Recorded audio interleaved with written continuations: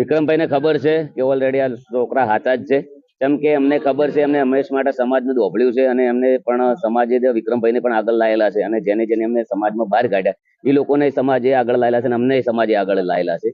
તો આ લોકોનો એક ટાર્ગેટ હતો, જે ગોમના 2-3-4 જણા છે એ લોકોને ટાર્ગેટ કરીને એક મને નેચા દેખાડવાની વાત કરી છે. આજ મેં આખું ગોમ ભેળું કર્યું, આખું ગોમ મારા ફેવરમાં બોલ્યું છે અને આખું ગોમ મને કીધું છે અને ગોમને મેં કીધું કે ભાઈ આપણે ગોમમાં કોઈ દિવસ કોઈ બગાડ કર્યો કે ના, તો ગોમ આખું મારા ફેવરમાં છે, વિક્રમભાઈ બી મારા ફેવરમાં છે, એમને પણ ખૂબ ખૂબ આભાર.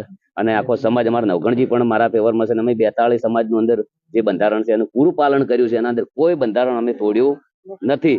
અમારા ગામમાં કોઈ એવી મિટિંગ એના પાસે થઈ નથી કે આ કરવું કે તે કરવું. આ લોકોને સીધું અને કદાચ આ લોકોને જે નિર્ણય કર્યો એ મને બોલાયા વગર કર્યો છે અને બિલકુલ મને કોઈ પૂછવામાં આવ્યું નથી. આ લોકોને એક મોટું ટાર્ગેટ છે કે કદાચ જે આગેવાનો આવ્યા એમને કદાચ આ લોકોને ચિઠ્ઠી લખીને આપી દીધી કે તમારે આવું આવું બોલવું. ગામ લોકોને અમારા બધાની એક જ માગ છે કે તમે અમારા ગામના ધજાગરા ઉડાડ્યા છે, તમે ગબ્બર ઠાકોરને નાક બાર મૂકી દીધા છે, એમને કંઈક ડીજે કર્યું હતું એમાં. તો જ્યારે ઠાકોર સમાજનું સંમેલન હતું સેક્ટર 11માં, ત્યારે પણ હું ડીજેમાં કદી ગાતો નહીં. કમલેશભાઈ તમને ખબર છે, અશોકભાઈ તમને ખબર છે, રોહિતભાઈ તમને ખબર છે. મેં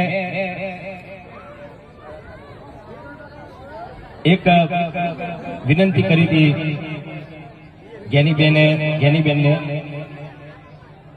તો જ્ઞાનીબેન એવું કહેતા કે ભાઈ મેં બંધારણ નહીં ઘડ્યું, પણ બોલ્યા તો તમે ને પેલા આગળ તો તમે આવ્યા હતા ને તમે બોલ્યા હતા ને.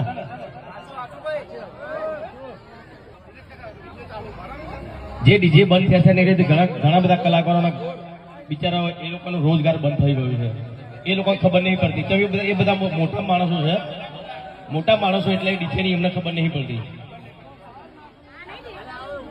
લોકો જ્ઞાનીબેન એવું કહેતા કે ભાઈ મેં બંધારણ નહીં ઘડ્યું, પણ બોલ્યા તો તમે ને પેલા આગળ તો તમે આવ્યા હતા ને તમે બોલ્યા હતા ને.